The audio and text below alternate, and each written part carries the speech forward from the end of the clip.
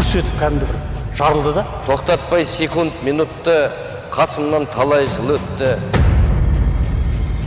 Шыққыр көзді аштым, жұмдым, шолдым биік төменді. Қанатын кең жайып, төңкеріліп келеді. О Тәңірім, оның түркі аты мәңгілік болсын.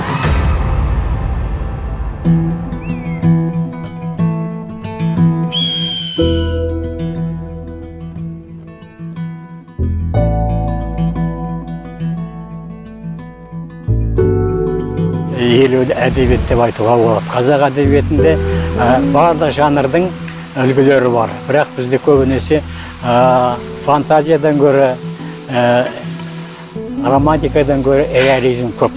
Но я думаю, все поэты пишут для того, чтобы остановить время. У писателя, у поэта нет такого понятия, как никогда. Он может оживлять, возвращать нас вперед, назад и так далее. Писать настоящие стихи – это пройти большой путь душевного опыта, духовного созревания. Это самое главное. Қазақтың поэзиясы әлдеқайда бай, әлдеқайда образға мол ғой енді. Тосын образдарға мүлдем бұлар әлі көріп оқымаған нәрселер. Сол себептен қазақ поэзиясына ағылшындар ғашық болатынына сенімдім де мен. Жазушы ең алдымен өзінің халқының құлы болу керек. Құл. Содан кейін өз халқының еркесі болу керек. Ұлттың ұлылығын танытатын ең бірінші бір белгі ол әдебиеттің ұлылығы.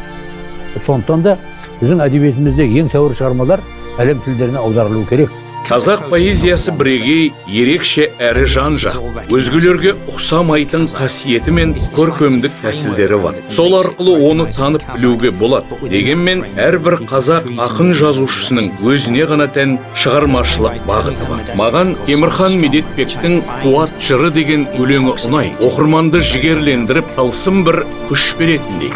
Song of a Strong Man. A long time ago, I was fighting with a rock. The mighty mountain was my foe. I hit it hard and caused a hail of stones. Bang, bang, I hit it harder. Қазақстан поэзиясы мен прозасының антологиялары алды тілге алғаш аударылып отыр. Мұны жобаның басты ерекшелігі дер едім. The crag crumbled like a house of sand. A rocky knot, strong as shackles, was broken by me. That's how I fought. Антологиялар Біріккен ұлттар ұйымының ресми 6 тіліне аударылды. Олар ағылшын, араб, француз, испан, орыс және қытай тілдері. Drew a sigh, lightning flashed. Shook off dust, earth crashed. Рухани жаңғыру бағдарламасы ұлттық рухымызды жаңғыртуға бағытталды. Оның қазақстандықтар үшін ғана емес, барлық шетелдік әріптестеріміз үшін маңызы зор. Екі антологияны өзге тілдерге аударып, жарыққа шығару осы бір ауқымды жобаның маңызды бөлігі болып саналады. Рухани жаңғыру бағдарламасы мақсаттарының бірі Қазақстанды әлемдік экономика кеңістігіне шығарып, мемлекеттің халықаралық беделін нығайту. Әдебиет өнердің шыңы, мәдениеттің қазығы десек болады. Сондықтан әр халықтың негізгі болмысын, жан дүниесін әдебиет арқылы таниды. Жаһандағы заманауи қазақстандық мәдениет жобасының атқаратын рөлі мен маңызы зор. Жаһандану ынтымақтастық орнатумен қатар өзара тәжірибе алмасып, әріптестікті нығайтуға бағытталуы керек. Бұл жақсы бастама, жақсы жоба. Біз осыған қуанып отырмыз. Мен бүгінгі бас қосудан әсіресе разы болып отқан жерім осы.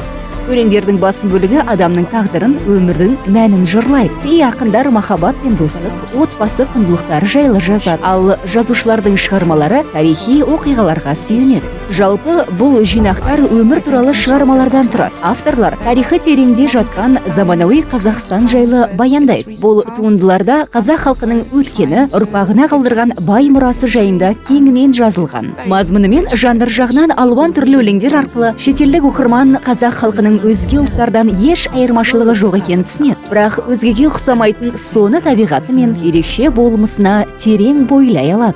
аудармашы да суреткер деп ойлаймын. Аудармашы мен жазушы екеуі тандем болу керек. Екеуі егіз жаратылыс болу керек. Кейбір шығармалардың сюжеті желісі мен оқиғалары өте ерекше. Күтпеген жерден бәрі өзгеріп шыға келеді. Антологиядағы шығармалардан өзіме бір әңгіме қатты ұнады. Заманауи тілмен оны триллер деп атауға болады. Кейіпкерлердің көңіл күйі мен сезімі, толқыныстары ерекше сипатталған. Қысқа ғана, бірақ асқан шеберлікпен жазылған осындай әңгімелердің оқырманы көп болуы керек деп ойлаймын. Рухани жаңғыру бағдарламасы арқылы Қазақстанның тұңғыш президенті елдің келешегіне қатысты нақты мақсат міндеттерді айқындады. Мені Қазақстанның орталық Азия аумағында жаңа технология, инновация, бизнесті дамытып, мәдениетін, тарихы мен өнерін айрықша дәріптеп, бағалайтыны қуантады.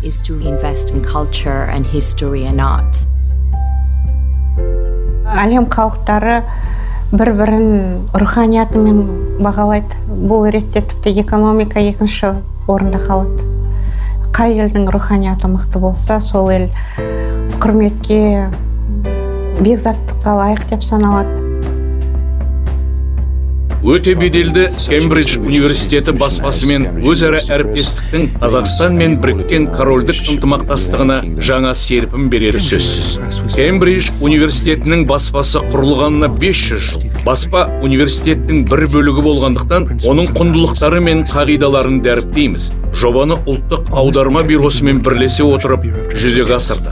Бұған дейін де қазақстандық әріптестермен жұмыс істегенбіз. Әлемдік қауымдастыққа өз еліңіздің поэзиясы мен прозасын таныстырып, әдеби мұрасын танытуды мақсат етсеңіз, сенімді әрі мақсаты мен ниеті ортақ әріптеспен бірге жұмыс істеу керек. Әдебиет біздің басты бағыттарымыздың бірі. Чосер, Шекспир, Мильтонның туындыларын басып шығарғанбыз. 20 ғасырда Кембридж университетінің баспасынан Эрнест Хемингуэй мен Фрэнсис Скотт Фитджеральд секілді әйгілі жазушылардың шығармалары жарық көрген. Әдеби мұраның байуына мейлінше көп үлес қосқымыз келеді. Кембридж университеті баспасында сенімді әріптестік сәтті жобаның бастауы деген ұстаным бар.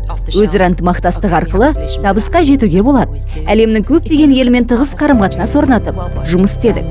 Біз үшін бастысы жобаның сапалы шығуы.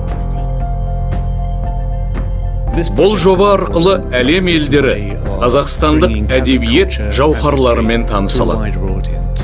Көшпенділер үшін шекара шектеу деген болмаған. Көшпелі өмірге дағдыланған олар әдеби, мәдени мұраның атадан балаға ауызша мирас болып қалатынын жақсы түсінген секілді. Қонақжайлық пен өзгеге деген ықылас қазақ халқының ерекше қасиеті. Бөтен адамды жақынындай қарсы алып, төріне шығарады. Үйдегі бар дәмдісін оның алдына қояды. Сырттан келген әр адамды құтты қонақ көретін қазақ халқының осы қасиетіне тәнті боласың.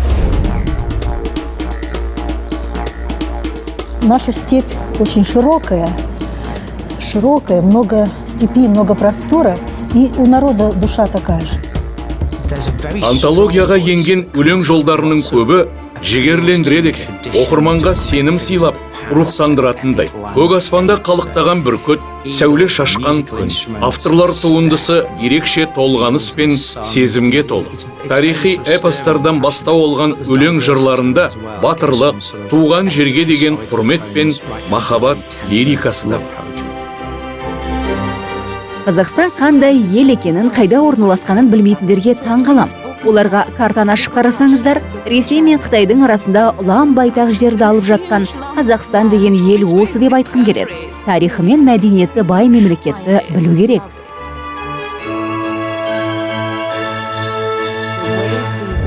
Ұлттық аударма бюросымен бірлесіп жұмыс істегенде екі тарапқа да ортақ тиімді қағидаларды ұстандық. Мамандарымыз Қазақстан астанасы Нұр-Сұлтан қаласымен қатар Алматыда болып қайтты. Ұлттық тағамдардан дәм татып, жергілікті тұрғындармен таныстық. Ерекше жерлерді аралап, ұлттық музыкасын тыңдап көрдік. Антологияны аударумен айналысқан 6 елдің мамандары Қазақстанның тарихымен, мәдениетімен жақынырақ танысуға мүмкіндік алды. Сапар барысында қазақ ақындарының өлең жырларын оқуы ерекше әсер қалдырды. Сондай-ақ ұлттық музыкасы таңдандырды. Олардың әуені мен ырғағы өзгеше екен. Кентавр, тұлпарға мінген ұлы даланың тарпан мінезді ұлы боламын, жауларым семсер сілтеген сәтте. Автордың дауысы ырғағының арқасында қазақ ақындарының өлеңдері музыкалық шығармалар секілді естіледі екен. Терендек кеткен әжіміңдеме, бүгінге қарап қажыдым неге. Езген өнер адам дүние танымын ішкі әлеміндегі нәрселерді көрсетудің формасы, құралы. Балапамын тасып, ақырып дөніп, әруағымды шақырып келіп, шығысқа қарай адырна тарттым, жар болса тәңірі ақырын беріп. Қазақ халқы жылқыны киелі санап құрметтеген. Оны алғаш қолға үйреткен де қазақтар болатын. Бағызы заманда көшпенділердің өмірі мен тұрмысы жылқымен тікелей байланыста болған. Астыңда атың болмаса, бір жерден екінші жерге көше алмайсың, аңға шығып азық таба алмайсың.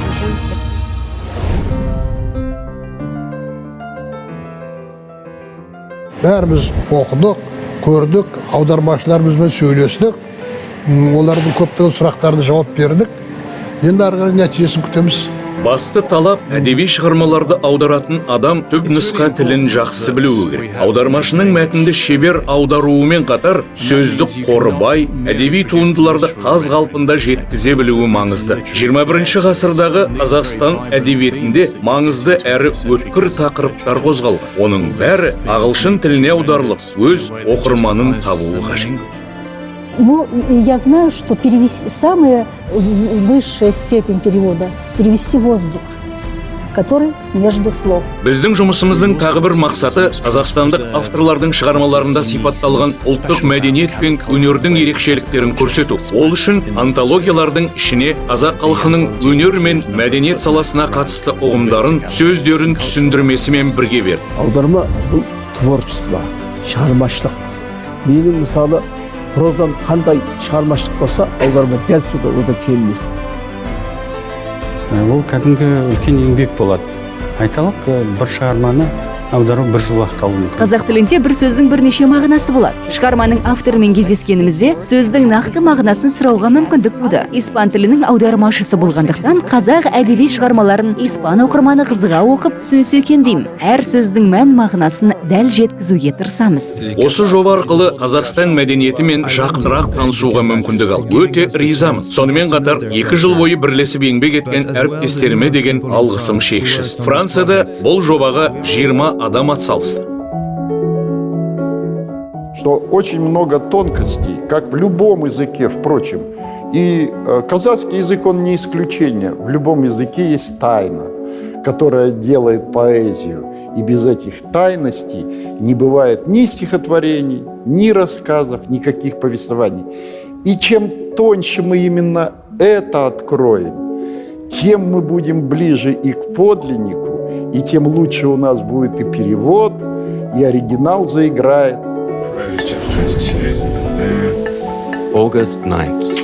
Walk away, but remember there are no... Жинақтардың аудио нұсқаларын әзірлеу арқылы әдеби туындыларға жан біткендей болды. Оларды тыңдап, туындыларды тағы бір қырынан ашқандаймыз. My raven-colored Jolbaras softly tinkles his iron bright. Антологияның аудио нұсқасын жасау арқылы әдеби шығармалардың ғұмырын ұзарта түстік деп ойлаймын. Енді олардың құндылығы одан да арта түспек.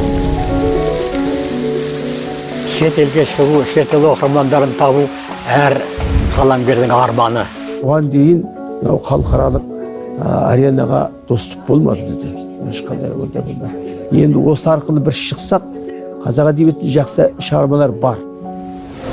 Жоба аясында арнайы танымдық сайт жасадық. Автор шығармаларымен танысқан оқырман сауалын жолдап, қажет мағлұмат алады. Бұл антология бізге жеткен ақпарат бойынша бұл тек қана үлкен кітапханаларда және ең алдыменен жоғары оқу орындарын, оның ішінде гуманитарлық оқу орындарына таратылады. Және зерттеу, әдебиетті зерттеу, этнографияны зерттеу институттарына таралады екен. Яғни коммерциялық проект емес. бұл тіпті жақсы, ол да керек. Қазақ халқының әдебиетін насихаттау үшін ол да керек нәрсе. Қазір қос антологияны кітапханалар мен жоғары оқу орындарына таратып жатырмыз. Сонымен қатар кітаптарды электронды түрде оқып, аудио нұсқасын тыңдауға болады. Мұның бәрі тегін. Әлі біздің мәдениетті де, әдебиетті де келесі ұрпақ танитын болады, және оған қызығатын болады. Бұл олар үшін әлі де ашылмаған кітаптың беті сияқты. Мен осы адам баласы алып келетін өзгерістерді жырлаймын негізі. Адам рухы тудыратын өзгерістерді, адам рухының ұлы нәрселерге, ұлы құндылықтарға деген ұмтылуын. Мысалы, көз жасы деген өлеңімде де мен соны айттым. Бір баланың бір тамшы көз жасы мына дүниені өзгертіп жіберетіндігін. Бір тамшы көз жас жерге тамған кезде ол біздің жер шарын жарып жіберуі мүмкін екендігін. Негізгі өлеңдеріміз осылай. Бұл жобаның ағартушылық маңызы зор. Әдеби жауһарлар арқылы қазақ әдебиетін күллі әлемге танытуға болады.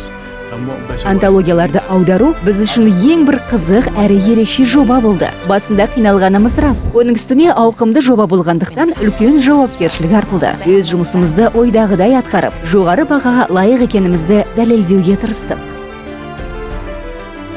Бір кезде адамзатқа Христофор Колумбтың Американы ашқан сияқты.